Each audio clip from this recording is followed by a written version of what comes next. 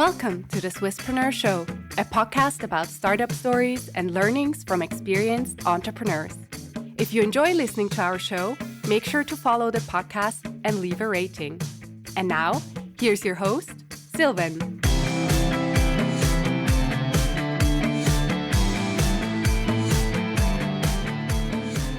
Today's guest is Armon, co-founder and co-CEO of Ledgy, one of the rare Swiss scale-ups building at real international scale. Ledgy's mission is simple but ambitious: make equity work globally so companies can actually build ownership culture, not just talk about it.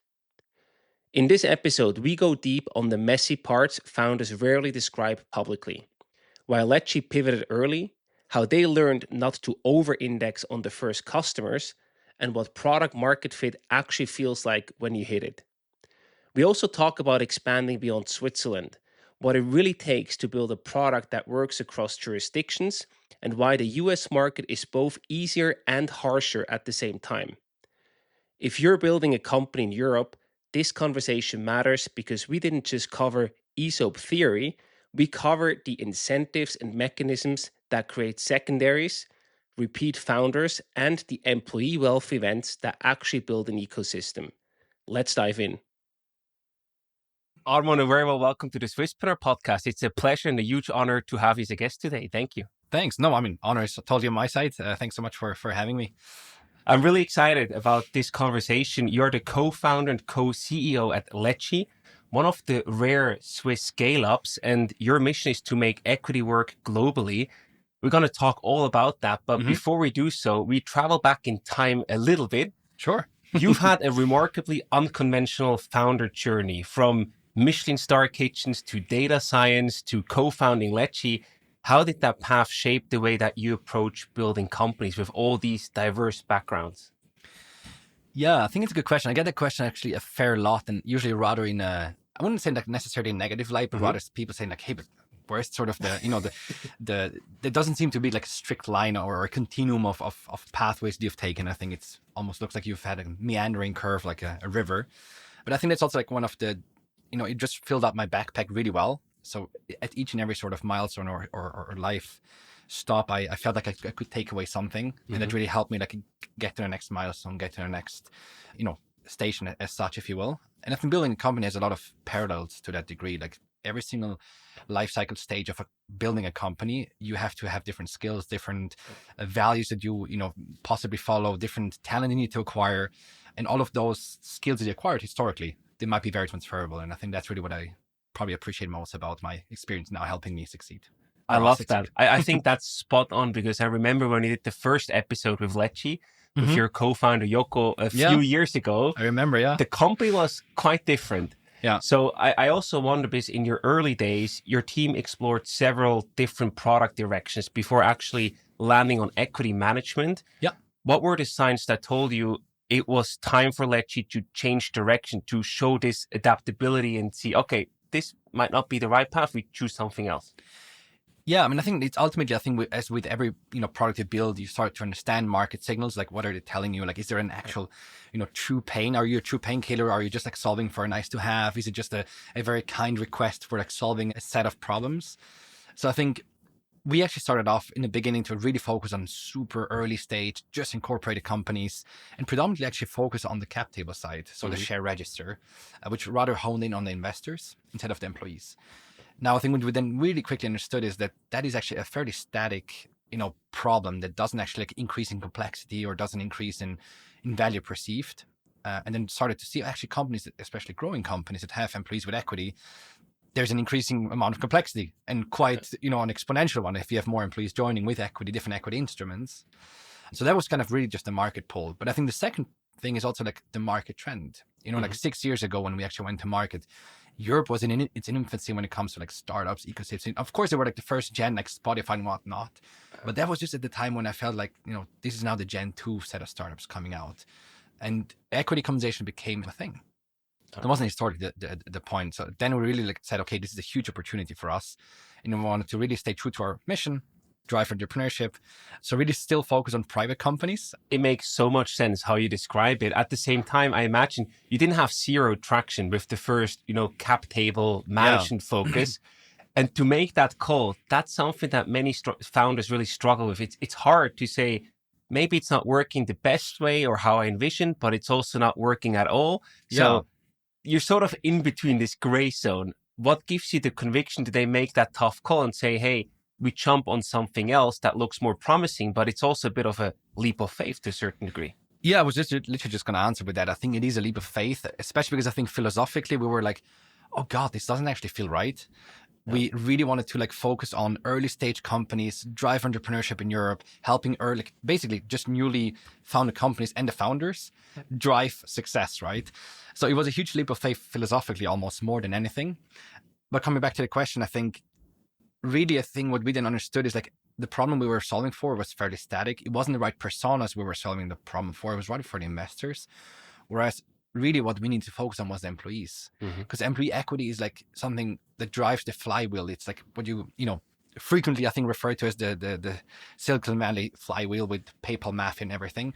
And then we said, oh my God, like there's this much broader thing, and there's employee equity. And we got this signal from the market, from our customers repeatedly, and then it became very evident that this is a problem much more worth solving. Makes sense. Yeah. But looking back, what made those early product changes especially or the most challenging for you personally? Because it looks easy on paper, you got the signal, but the path to the next actually execute is quite a different beast, I imagine. Yeah, it was. And I think, as I said before, I think like for us, it was almost like philosophically that it was almost a philosophical challenge in the beginning, because we wanted to focus so much on the early stage companies, and the first 10 customers are the most pivotal for the success from there on out. But I think I found it most challenging to really not over-index too much on those first 10, because they had a different set of problems than the next 90, so up to the 100th customer. Right. So I found it hardest to actually remain pragmatic and not like subjectivity, influence my decision making too much, but rather look at, hey, but where's actually the true market pool? How large is the market in not the first 10 customers? And I think that really, made it very challenging, but also quite evident that we were not focusing for the right problem in the beginning. Is it also to a certain degree the market size that you're tackling and considering there? Yes, certainly. I mean, like, it depends also, like, I mean, we've from a commercial standpoint of view, like we grow with the headcount, right? So for us, like investors necessarily on the capital, we don't grow as much. And again, there's not an awful lot of complexity. You usually have, if you're a seed stage, maybe you have 10, maybe 20 individual investors, not really more. Yeah. And that doesn't grow proportionately with the size of the company. Whereas the bigger the company, the more we can solve for complexity. So it was super evident and obvious that we needed to focus on that problem and really drive employee engagement, drive the flywheel that I was referring to before.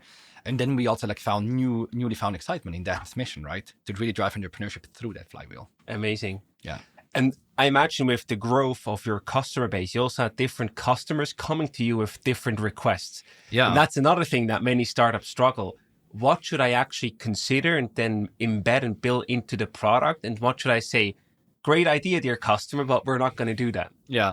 I mean, this is one of the hardest things, again, like I think we over-indexed, like in hindsight, we over-indexed too much on single customers. Right. Sometimes really to our benefit, because they helped us like go to the next, sort of step function. In fact, we actually, at the beginning of this year, we started working with a huge customer, like 10,000 shareholders. Yeah. That's like beyond what we had before. It was really like an order of magnitude larger, but they really helped us propel into like understanding what is actually the problem set for this next, sort of batch of clients we want to onboard, 10,000 plus employee shareholders. And I think I was very similar back then, that I think we did over-index on single customers, but in the end, you have to like just remain pragmatic and really make sure that you solve for a big set of customers. You have to focus on the market, not on an individual client, right? It's always important to get an input, but it's not like you can't focus on a single one. Yeah. You just become an agency basically. Exactly. That, not a scalable business. Also earlier this year, we actually partnered with one single firm and we're super excited by them. We can't yet name the name, and they are going to be an insanely good long-term partner to us, because they're going to be a huge flywheel in itself, driving customer expansion, but also they will onboard all their hundreds of customers onto the platform. So for those, it makes sense, but that's a strategic partnership. It's a different roster. Of course. Right. Yeah. Is it going to be a VC company? It's not actually. Okay. Yeah. That would have been the first guess. I mean, we do actually work with a lot of VC companies, but not from a commercial point of view. Rather, like they will have their portfolio or their talent team. And so we help them, give equity compensation and really administer that in an automated way and give employees the necessary visibility into their compensation. Great. Yeah. You also mentioned product market fit. When was the moment, if there was a specific moment when you realized, hey, Ledgy actually achieved product market fit now? Yeah, it's a tough one. So I'm not sure if how many times we actually have found it, right? I think it's not a continuum, but it certainly feels like again and again you are growing across these S curves, right? So at the beginning, maybe there's a bit of a lagging, growth, but then all of a sudden it picks up. You have repeatability in like be that pipelining, the ability to close deals, in product adoption. So like those are sort of like the good proxy metrics that we looked at. Like, is the pipeline repeatable? Is it growing actually? Are we able to close deals repeatedly with the same positioning, the same value differentiators? And if you are able to do that for us, that was a good proxy for, hey, I think there's actually, we're onto something. But ultimately also, this was back in 2020, I believe 2021, when we had an insane amount of traction, but more importantly, our customers were raving about the product. They wanted to have more. They gave us a ton of feedback. So that was just like an incredible moment. We felt, okay, we're really onto something. This is product market fit. This is what it feels like when customers are raving and like knocking on your door, and we just like we're like way too strapped for capacity to even onboard all. And also, I think the epitome of that was then really just to get Sequoia on board as our Series A lead investors who believed in our long-term vision. Like for me, it's still day one. I want to build this company for the next 5, 10, 20 years. And yeah, so that was really, I think, sort of the it was a conclusion, was the confirmation that, hey, yes, we're onto something.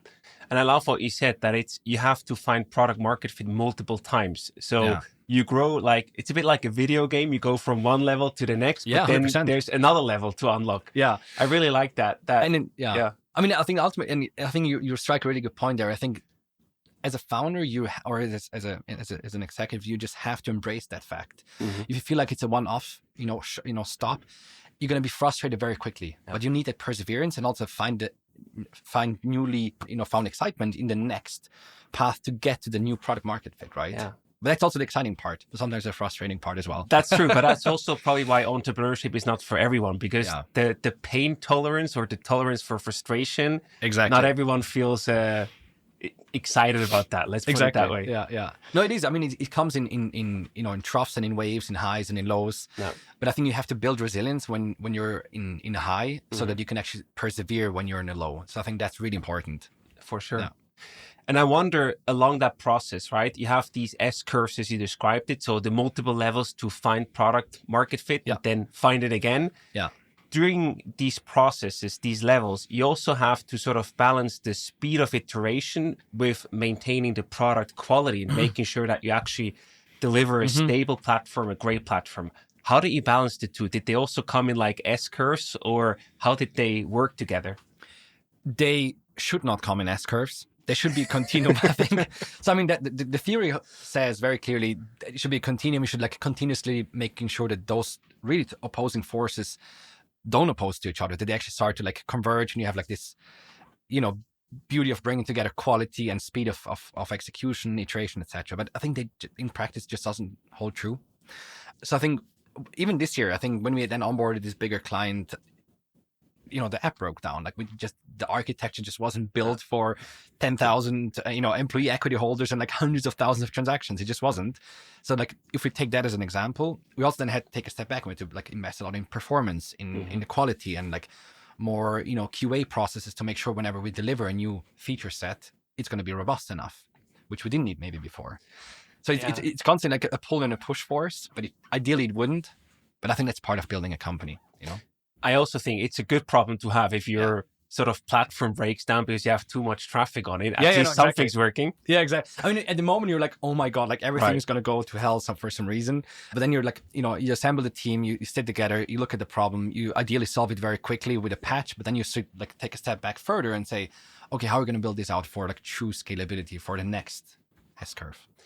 And something like that can happen. That's the startup life. We all understand that, but the customers might not always be that amused about that, especially if it's a bigger customer with the scope that you never had on the platform before. How do you communicate and manage it with them to not let them churn away from your product? I mean, that's a tough part, really. I think ultimately, especially if you go more and more into the enterprise segment, however you want to define, but let's just call it, I think, any company that has above 1,000 employees, or like a company that will pay you above, call it in and around $250,000, right, a year. That's probably like when we can confidently talk about enterprise clients, at least in our ecosystem. I think that's really a thing where relationships come in. Like I try to really make sure I have deep connections with the top 20, 30 accounts myself. I will reach out. I will hold myself accountable in my capacity, my position, if something breaks down. And I will make sure we're going to react to it very quickly. Yeah. You have to show face. Of course. Yeah. But what do you then do? Like, do you extend the license period? Do you reimburse them something? Communication is a big part, obviously, but then there's also the commercial part. I mean, it depends on the severity, right? Like, I think like we've never had our platform being actually down, literally never. Yeah. So I think that's not been a problem. But I think if something, I don't know, if they're being prevented to, for example, we have ventured into the listed company space. So people or companies can actually trade in real time on the platform.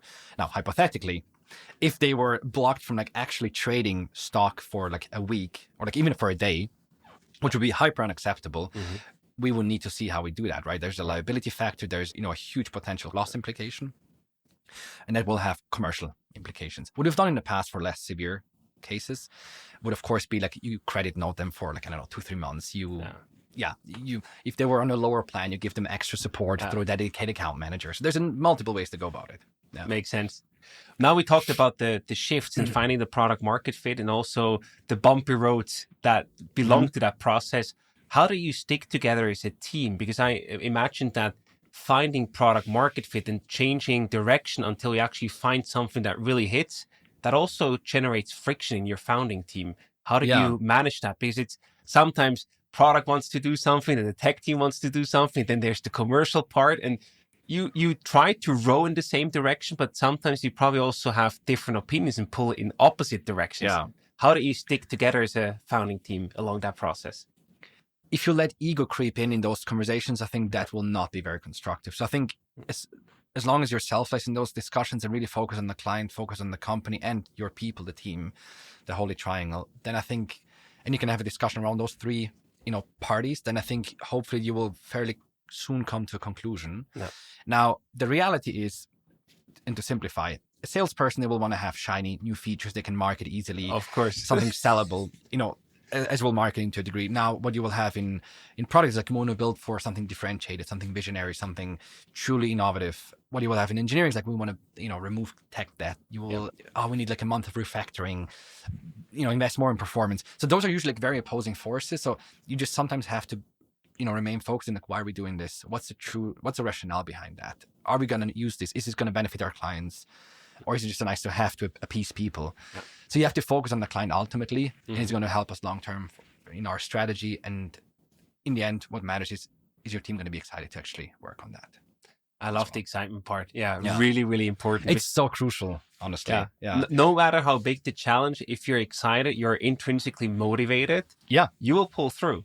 Well, 100%. Someone that is just in it for the money, the first challenge arises and they left the room, Yeah, no, 100%. I mean, if I may just do a small detour on that. Of course.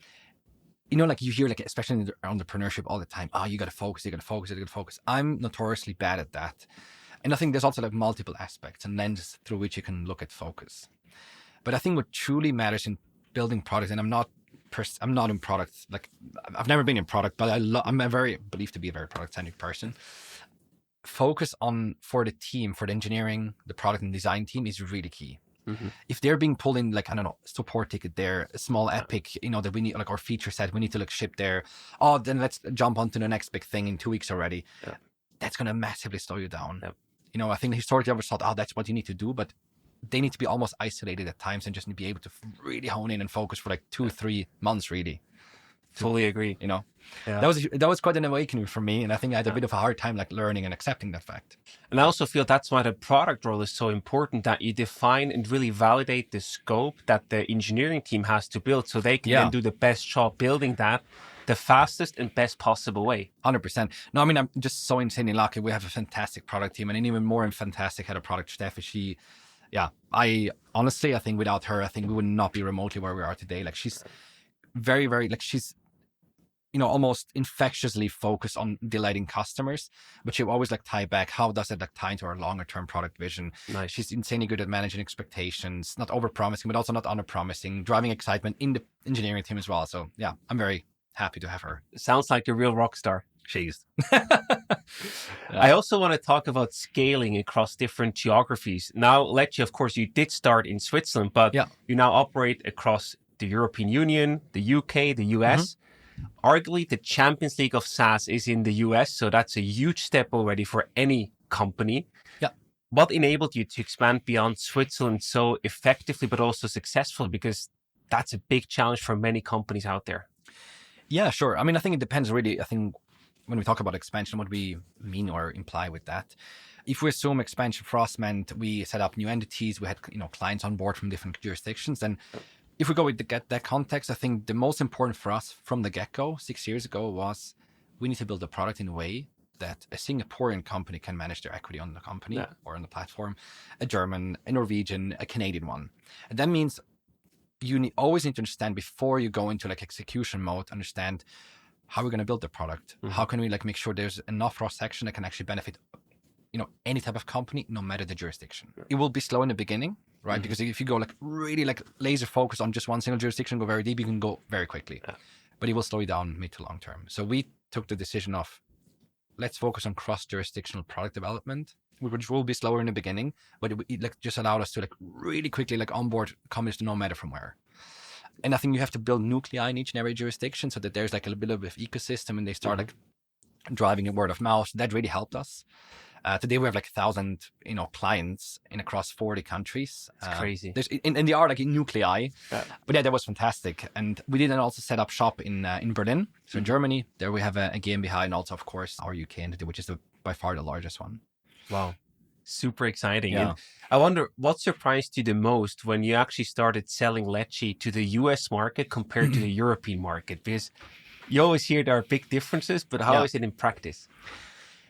Yeah, and I think it's especially, if we just focus on selling to like within our ecosystem, I imagine like if you're selling like, I don't know, a sales tech or a marketing tech, software, it's again different. Yeah. But for us, what truly was great is actually understanding that in the US, people know how to buy.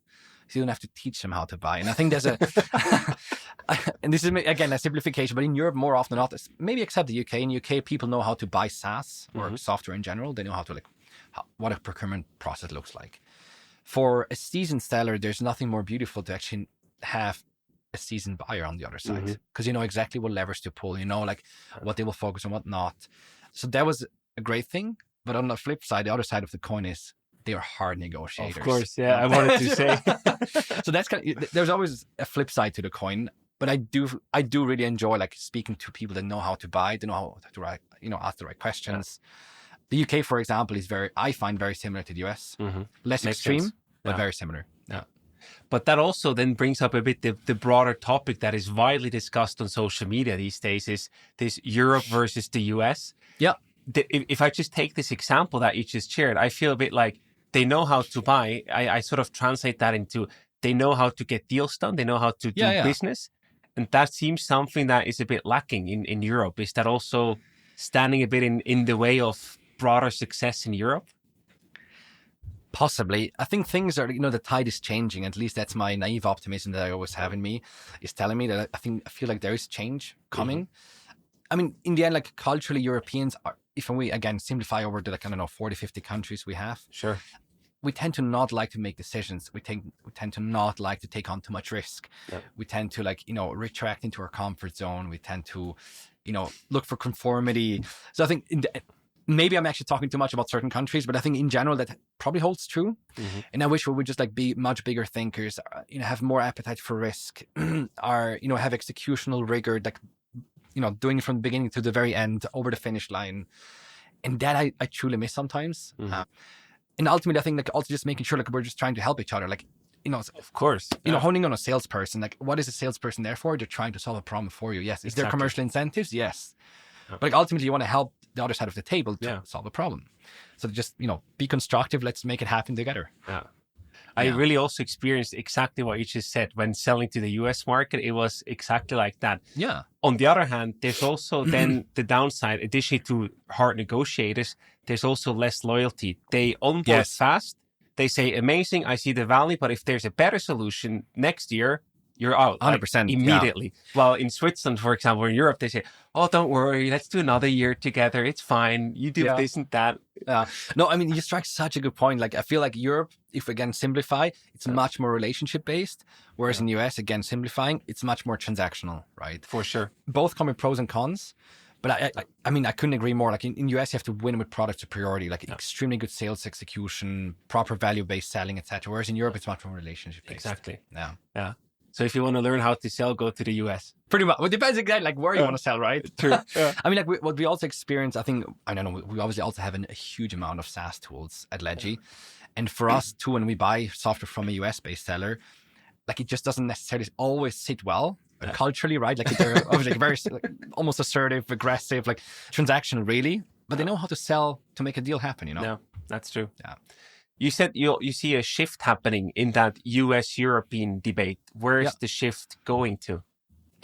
Well, I think, where is it going to? I think if I may just take two angles. One angle is the equity compensation. People are embracing more the fact that I think equity compensation can be a game or a life changer. Mm-hmm. Whereas, I don't know, let's call it 5-10 years ago, that wasn't the case. People were valuing hard, cold cash at the end of the year that gets like taxed with like 20 to 40% depending on country or even more. Even more, yeah.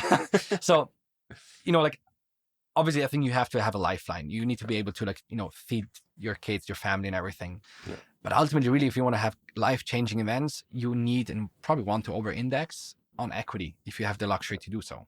Of course. Especially if you're young, you should really do that. Yeah. It may pan out, it may not, but if it does, it's going to be great. Mm-hmm. That's really changing in Europe, pretty much across any imaginable jurisdiction, and that's great. It's great for us, it's great for the ecosystem, it's great for entrepreneurship. Now, more, I think on a macro level, I feel there's excitement across Europe. I think there's been like a phase of more depressive views on like the economy, like what's going to happen. There's no innovation. We're stalling. We're stagnating. But I feel like there's an awful lot of good noise, good momentum across different hubs. Stockholm is obviously making huge waves. Yeah. The UK is an evergreen, you know, ecosystem around startups is making crazy waves. We're playing well in the AI space. We have like really good deep tech companies, really good research labs like Black Forest in Black Forest, which is absolutely mental. Like hugely admire, I think, these companies, right? Like Mistral, but also Synthesia. Like most of these are actually our clients, which we're very happy about. Amazing. So yeah, we're really trying to support them in any way we can in our capacity. And one thing I really like about Ledgy is despite all the international global angle and the growth of the team, you still have a very strong presence here in Switzerland. Yeah. Why was that the right base or the right call for you to really also stay true to your home roots, so to say? Yeah. I mean, look, I think this goes back a bit to our, I wouldn't say, well, maybe mission, but also philosophy. Like, I think we like to build a really good product. Zurich just has an insanely good, tech hub. Like, there's an insane amount of good talent, especially tech talent in Zurich, coming either from good universities or from other, like, big tech, like Google is big here, Meta, Disney, research. So it's easy to find the talent, but they're very expensive. And the good thing about Switzerland is, like, culturally people stick around for a long time. Tenure is very much appreciated. Tenure is something that is the norm. People don't leave after 1.5 years or so. Yeah. And especially if you're building a product with where you need a lot of like business logic, you need like deep expertise to build something differentiated. Tenure really is important in engineering and product for us. And ultimately, I think it's also, again, like philosophically, I actually grew up in a fairly remote place in Switzerland, probably more cows than inhabitants. Sounds familiar. It's also exactly, which I still actually, I still go back quite often. I really appreciate it. It's like my place of energy. Yeah.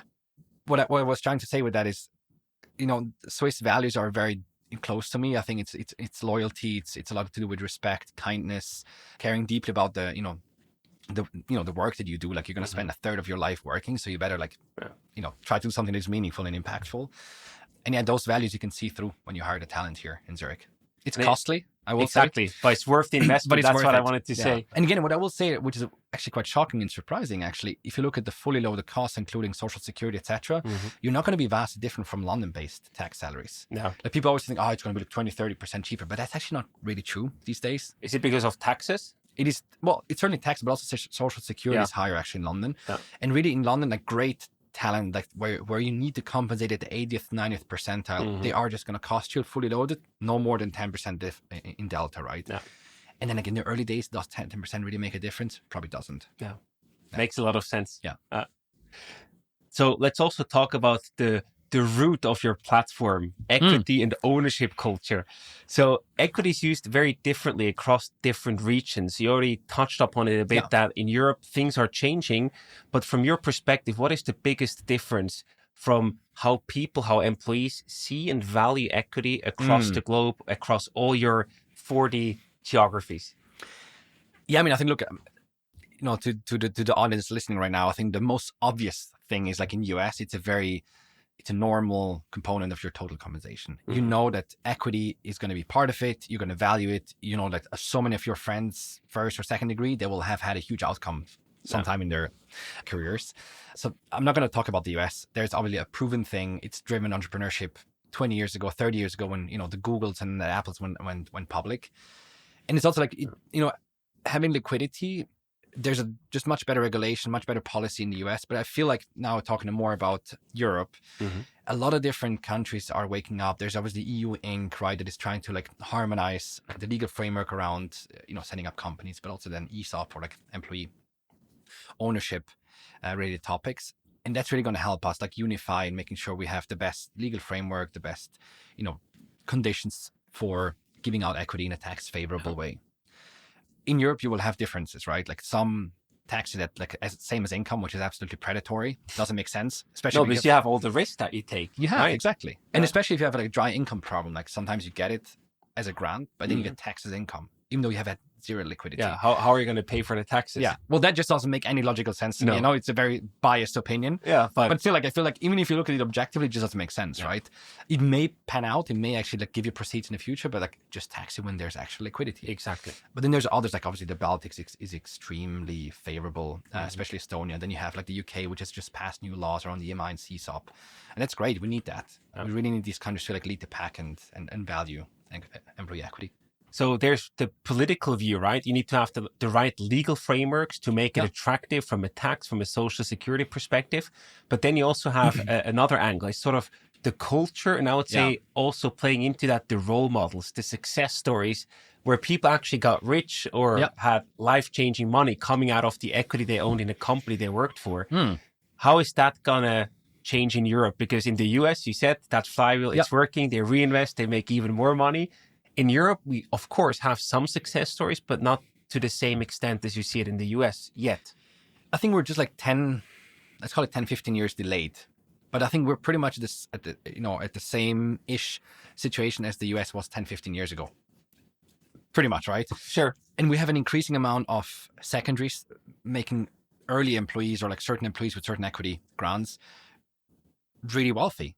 Like Revolut is a really prime example, but there's an awful lot more. Like Revolut is really leading the pack here. They've done an awful lot of like secondaries already. And I hope they will continue to do so because they're one, educating the market. Two, they are actually like really spinning up that flywheel. And you see like dozens of companies being built out of ex-Revoluters. And it's great. But you have like so many others of these, like Synthesia, Sana Labs in Sweden just sold for 1 billion to Workday. Those are life-changing events for a lot of employees.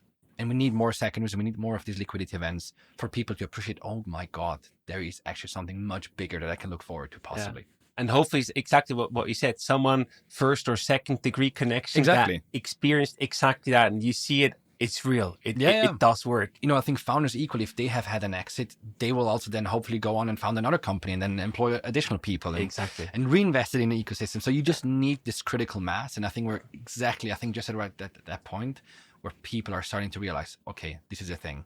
We need to like start to drive more employee equity. And that is actually the best way to also measure the health of an ecosystem. Couldn't agree more. If you have this flywheel and you see people from one specific company create 10, 20, 30 additional companies or invest in them, that's what you want to see. Couldn't agree more. Now, let's talk about a specific Swiss startup as an example, right? Yeah. So this Swiss startup is managing its equity. What principles should they absolutely not compromise on? What sort of your best recommendations, your best tips? I think it's probably, let's call it 3 things. I think it's transparency. I think it's transparency and transparency. What does that mean? I mean, I think I think if you give equity is very expensive to the company. Yeah. Let's assume you're valued at, a mere 1 million and you give out, 1% to employees. Every single time you're going to give out 10,000.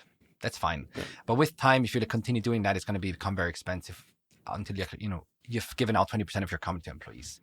Now, if you are already doing that, you better actually educate the people what is actually in it, right? You want to drive the talent retention that equity compensation promises to do or to offer. And I think if you're not transparent or educational in your equity compensation strategy, then you better not do it. Mm-hmm. And I'm quite vocal about that. I think like in general, like, and again, this is very biased, you should give out equity to all employees, no matter if it's, like junior, senior, contractor. Well, that's another point we can touch on. Contractor, full-time, part-time. Equity like is part of a compensation. Mm-hmm. And I think you should like have a solid strategy in there, how you're going to compensate people through equity and cash and other means of compensation. But if you do so, you just have to educate the team. It's a slippery slope. Don't go into advisory, tax advisory. Of course, yeah. But give the high-level strokes. Give the headline. What does it mean? What could it imply? Yeah. Why is this exciting? And you create this culture of ownership.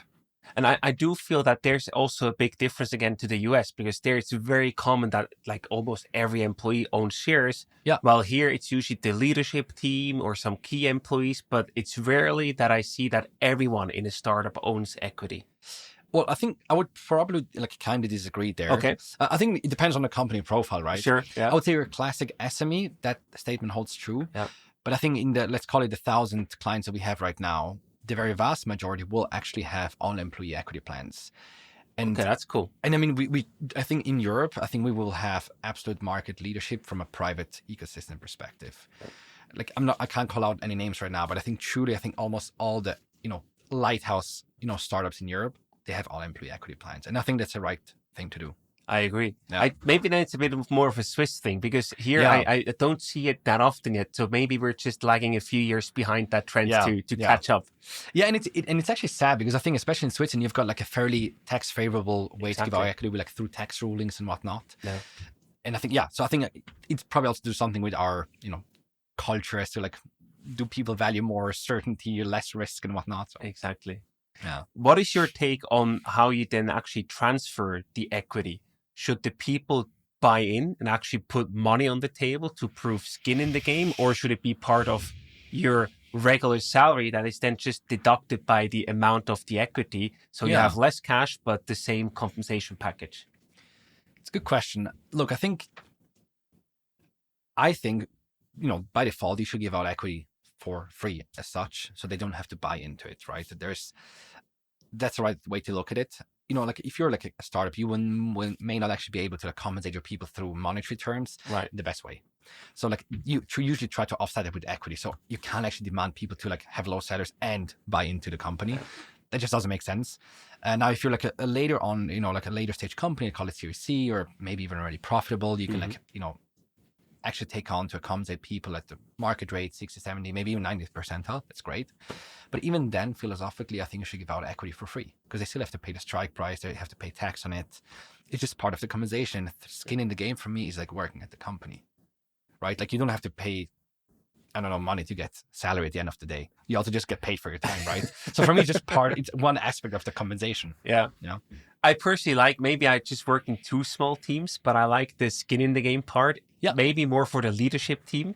Yeah. That maybe not for all employees, because that's just not realistically possible for everyone to do. Yeah. But if there's a chance, because often you have, let's say, 3 founders started a company, then you scale it, you grow it, and then at one point you really want to expand and build that leadership team. Yeah. And there I feel to have skin in the game for a fair company valuation. Yeah. Maybe you pay parts in cash and parts you keep as a loan or whatsoever, depending on the individual situation.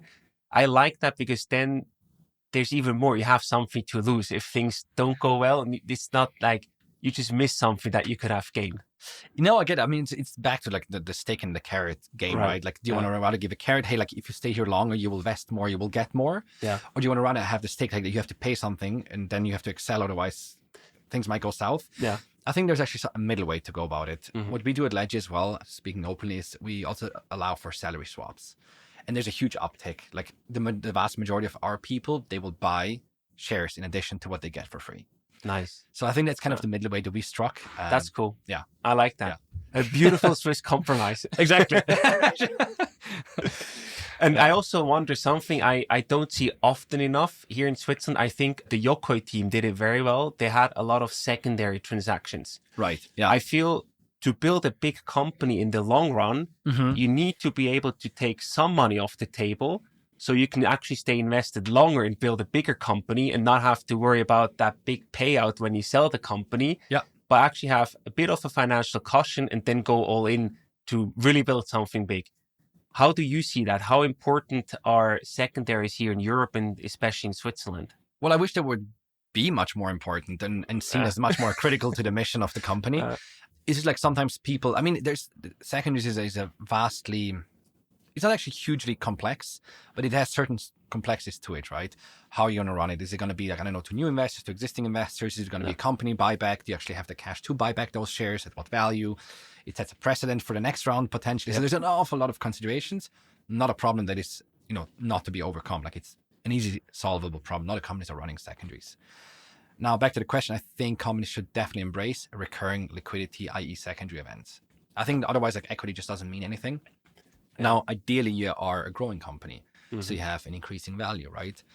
So I would really encourage all the companies, if they have a reward or compensation strategy, include secondaries in that strategy. Make sure you actually plan for those and reward people. Fully agree. Yeah. There's a good platform to manage all of that. More to come on that. Exactly. Yeah. I also wonder, because if you then think you have already more than 1,000 customers using your platform, some of the biggest names in the whole industry across the whole world, basically, you could also become sort of a secondary marketplace at one point. We could. Just asking for a friend. No, I mean, I think that's the beauty, but also the challenge we have with Ledgy, right? Yeah. You could do so much. Of course. We could go into fund admin, we could go into platform management for VCs, we could go into secondaries, as you say, facilitating secondaries, or even become a secondary marketplace, as you say. Yeah. We could also then do wealth management. We could also so you can do so many things. Now we're a very small and lean team, a very mean team in all, in a good way. But you have to choose your battles wisely. So this year was transformative in every possible way for Ledgy and hopefully for our clients. But next year is going to be truly, I think, massive from a product delivery perspective. We have so much planned for next year. We're going to grow the team quite aggressively. So we have right now 25 open positions right now. So we're doing that in a profitable way. So I think there's lots to be excited for. That's remarkable. Yeah. Super, super cool. Yeah. We're very excited for next year. Hopefully our clients as well. I'm sure they are. Yeah. Let's talk about another exciting topic. You actually attracted absolute world-class investors to join your journey. Yeah. Sequoia, Harry Stebbings, something that very few European companies can even consider, not even executing on it, right? Yeah. So what do you think convinced them to join your journey? Because that's amazing. It's an interesting one. So I think, let me dial back, I think 4 years, 2021. I think it was a good time. 2021 was an incredible time from a market sentiment perspective. Things were going through the roof. There was a lot of incorporation, new startups and whatnot. So in general, Europe at the time there was a huge flurry. Valuations were increasing, lots of fundraisings. Employees were starting to understand equity, and that's becoming a huge, important thing to your compensation and whatnot. Now, that certainly played a huge role into why Sequoia said, okay, Ledgy's onto something. They're driving market trend. They have really good execution already. They've got great traction. But I think truly two things that mattered is they talked a lot with us knowing, but we didn't know with whom. Mm-hmm. They reach out to a lot of our clients to hear unfiltered, hey, are you excited about Ledgy? Are you raving about the product? How are you using it? How often are you using it? So I think what VCs or genuine investors will do legitimately, they will reach out to your clients and see, is Ledgy delivering on their promise? Yeah. And I think there, luckily, we could actually really rely on insanely happy and excited clients. The second thing is, it was a warm introduction. Now, I will say, and I'm not sure if I should be saying this, if I had actually cold outreach to Sequoia, I'm not sure if we would actually if we would have been remotely considered. Fair. It was a warm introduction. We knew we had this 1.5 an hour with Sequoia and really make sure that we make the case, we impressed them. And it appears it worked, which was incredible, right? And I think that with Sequoia, we had there was a huge attraction. There were a lot of other VCs coming with term sheets, but other, for example, also 20 VC. So yeah, that was incredible. How do you feel after these 1.5 hours with Sequoia? Were you nervous? Were you proud? What were the feelings that you experienced in that moment? I mean, I would say probably two very opposing feelings. One was massive amount of excitement, adrenaline rush, flowing through your veins and whatnot. On the flip side, probably more nervousness, concern that did we excel? Did we really hit it home? Was it clear what we're doing? So loads of that. So I think in general, I probably would rather self-doubt I will have more self-doubt in those instances than like being naive and like, oh, this was great, let's tap ourselves on the shoulder. But we had like a good set of like, in the founding team, we were very complementary from an archetype perspective. So really regrouping and like looking back, reflecting, like I think, this was pretty solid, I think. But I think that's the right founder mindset, to always be in doubt and to always push a bit more. I think that's the right mindset to have. Yeah, I mean, I agree. It's just really hard in the moment. Of course. It's easy to say it now. Exactly. Yeah. And what do these top tier investors now expect from you? I mean, of course, they have their funds, they made an investment. Yeah. But what are their sort of expectations where Ledgy should be going or headed to? We're incredibly lucky, I think, to have partners on board that are professional investors, right? There's always like a certain implied expectation as to what you need to deliver for their investment to make sense. So I think the usual thing, like how much are you growing? Do you have a pathway to profitability? Are you, I don't know, even to secondary things like, are you a good brand they're proud of to back and whatnot? I think like our board, so like obviously Sequoia and New Enterprise Associates, both partners that are represented on the board, they've been incredible. They've been backing us in every decision. They were very selfless and said, guys, you're the founders. Ultimately, you decide where you want to drive the ship. Cool. And so for that, I will be forever thankful to them. They've never said, guys, you need to do that, or they've never like breathed down our neck in that sense. Yeah. They've always been there, very supportive, also very assertive if need be, but always in the right moment. So I wouldn't say there's like a lot of like explicit expectation in that sense. And how do you collaborate with these investors? Obviously there's the outside view that helps you to attract top talent. Yeah. If you have Sequoia invested, so you're sort of on the radar, on the map of the best talent. But how do you collaborate behind closed doors with these investors? I mean, I think it's as with any relationship, right? There's an awful lot to be said about communication. Like even with, if you have a partner, like in a relationship, it's all about how do you communicate? Are you respectful? Are you continuously engaging? There's a lot of parallels to an investor relationship, to a board relationship. They want to hear from you, or like we want to give them proactively every month an update. Where are we at? Where are we heading? What are we struggling with? The asks, the challenges.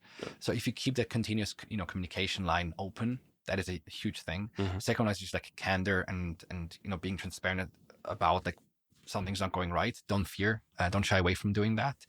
But also share the wins. I think that's important. Once a month, we equally also share like just how excited we are about XYZ, and so on and so forth. And I think ultimately also giving back, like I will be introduced an awful lot to them to actually like do a reference call for a potential investment they want to do, right? Yeah. And so it's a give and take as with every relationship as well. That's what I want to say as a second point. Wonderful. Yeah.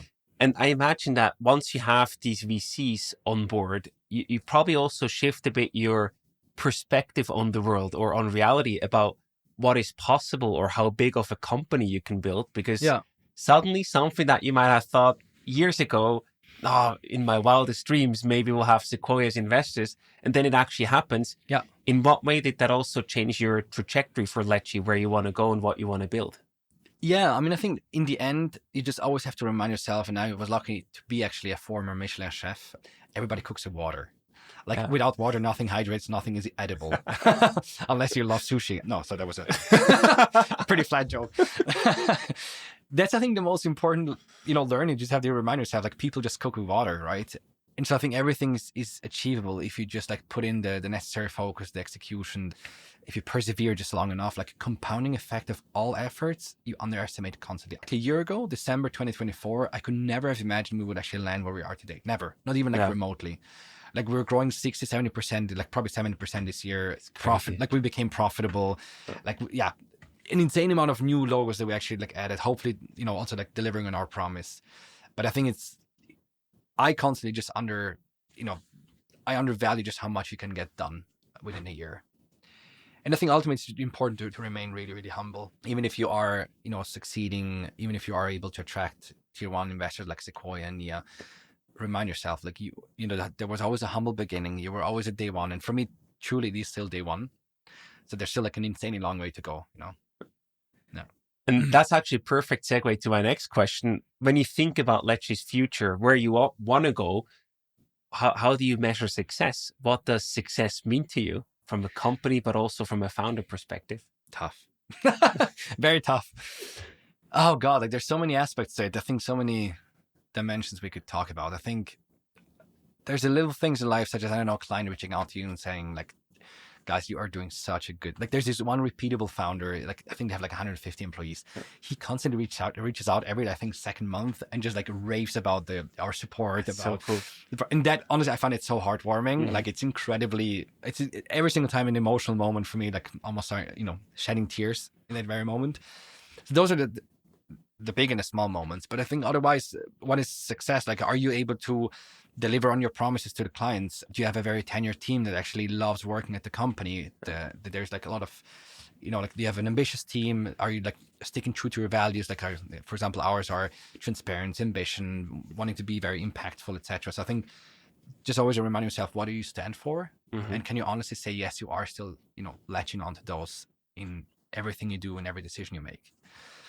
Are we going to be able, like for me, like a growth, what probably is not relevant is like, are we going to be 200 people? I just honestly couldn't care less, to be honest. Are we going to be expanding to the US and like make a huge impact there? Yes.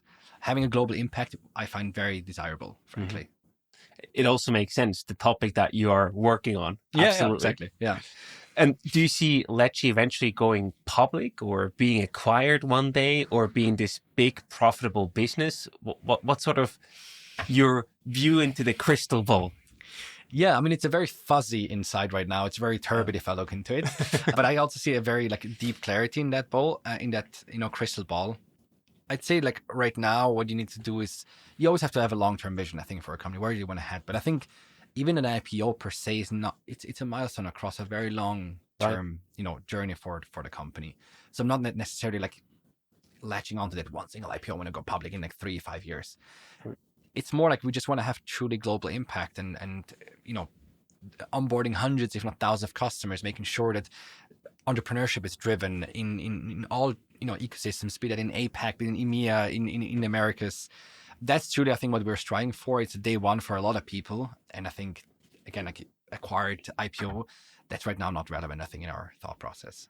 Maybe one day, if it makes sense. If it makes sense. And I know there are many, many things that you're excited about. I also see and feel it here in the room. Yeah. But what's the thing that you're excited the most about coming in 2026? Whoa, that's such a tough question. Professionally or personally? It can be both. Can both. Choose. Yeah. You can give us one or both answers. I'll start with the personal one. Sure. So I've lived in many places, but I think I've obviously right now pretty settled, I think, in Zurich, even though I will travel a lot back and forth to many different places. But I think really wanting to make a move residency wise, I'm really excited for that. Be that, over the pond, over to the US, that could be a big one, or up to the UK. That I'm really excited for that, actually. Professionally, two things. I'm really excited to actually kick off the year with our company offsite. We're going to be in the Andermatt for 3 days skiing. Nice. But also just like taking a step back and like really just be thankful for how much we actually, delivered on in 2025 with the team. So that's kind of the first thing. The second thing is really, we have big ambitions on next year from an expansion perspective, from, geographically, products, clients. Q1 will be huge for us in terms of like announcements. I just can't, I'm being intentionally secretive, and that's really not me. I'm usually quite an open mouth. But there's an awful lot to be excited for professionally, I think, Q1 specifically. We're going to see. We're going to make sure to subscribe and follow your pages everywhere. Yeah. Exactly. Armon, to wrap up the interview today, I also have some rapid fire questions for you. Go ahead. I'm just going to dive right in. What's the hardest market to win? Switzerland, Europe, the UK, or the US? Germany. I will probably say Germany. That's a surprise. Why Germany? So I think this probably ties back to the culture thing. Like, it's just an insanely hard market to sell into. Like, people are defaulting to question you, to challenge you, to not necessarily trust you. It takes an awful lot to actually penetrate through the trust layer. At least that's my personal perception. And yet people are not necessarily valuing a crazy good product. They just want to have something that works. They don't appreciate product superiority as much as I think I do personally. So yeah. It doesn't have to look good. It just has to work. It just has to work. And I get it. It's a very pragmatic take. Yeah, fair. I see you're not the first one that says that the German market is really challenging. No. Seems to be a repeating pattern. What's one thing that every founder should know before designing their ESOP? Is it going to be set up for, or is it in sync with your hiring strategy? I think that's the most important thing. things like, are you going to hire remotely? Are you going to hire through contractors, EORs? Are you going to hire through your subsidiaries and whatnot? How many? And is your ESOP plan really set up for success? And can you actually explain it in 3 simple sentences? Don't make it complex. I love that. Simplicity is key. Yeah, always wins. How do you stay sane as a founder of such a high growth company? I imagine you must have crazy days sometimes, or almost every day. Yeah. I mean, I'm very thankful that my sleep hygiene is incredibly good. Like I really sleep like religiously every single day, 8 hours, and I go to bed at almost always the same time. So that's, I think, the single most important ingredient. I will spend every single morning either in the gym, running, anything that has to do with like physical movement. I've picked up yoga a few months back, and I really, really love that. The weekends you will find me always, Sundays usually working, but on Saturdays I will always be hiking or like try to be doing outdoor sports. That's my place of zen. That's the second point. The third point is really, I think, have a social sphere, be that friends, family, a partner that really supports you. I'm extremely thankful to have people that back me up at all times. And yeah, again, we'll be forever thankful to those to support me in my journey. That's just wonderful. Yeah. What is a mistake that you see early go-to-market teams repeat too often? I mean, I can reflect on our mistake, and I think a lot of companies do that mistake. It's just hire sales too early before you have not actually come up with this good Strawman playbook as a founder. Like founder-led sales is really critical. I'm still selling today, next to my sellers. A lot of people, including our board investors, they will tell you, Armon, stop selling. Like you shouldn't be doing that. And I get it. Like, I think it's partially true. Yeah. But I think really go-to-market teams, they usually hire too much ahead of the curve and too much. So inflating the go-to-market teams is very, very toxic to building a culture of high performance, lean high performance. I mean, for context, we have right now 3 sellers in our team. It's a very small. Wow. Yeah. Small but effective. Yeah, no, 100%. And I think like everybody carries roughly a quota of $1 million. And we're constantly retraining, increasing that. People train their muscle to be hyper efficient, hyper effective, but also hyper focused. They learn how to prioritize. It makes a ton of sense. Yeah. But that's the thing, right? Because if you hire too early, the salespeople, they cannot succeed. Exactly. You waste a lot of time and money, and you then sort of have to let them go again, and you go back to square one. I mean, we did make that very mistake, right? Yeah. And do I regret it? Yes, but also no, because it was an important learning for all the hiring strategy we had beyond that. Yeah. And I love that you're still selling. I think I love it. Even if it's a small part, it doesn't matter. You have touch points with customers every day. That's the key. Yeah. I mean, there's always the excitement when the signature actually happens, the DocuSign envelope comes through. But truly the most exciting part is like understanding what do actually customers, prospective clients expect from you. Yeah. What sort of positioning lands well. Yeah. So I think that like honing in, narrowing down the positioning, the pitch, that really is important as a founder. So like I will probably never step away. I think that's amazing. Honestly, I really think that. Yeah. If you had to describe Ledgy's mission in one word, what would it be? Entrepreneurship. Yeah, I think you made that very, very clear. Yeah. I love that because that's also what we stand for at Swisspreneur. Okay, yeah, not surprisingly. Love that. Nice. Armon, these were all my questions. It was so much fun doing this episode with you. Thank likewise. You so much. I wish you all the best and lots of success. And we're very excited to see what you will be announcing very soon. Stay tuned. Thanks so much for having me, Silvan. Appreciate it.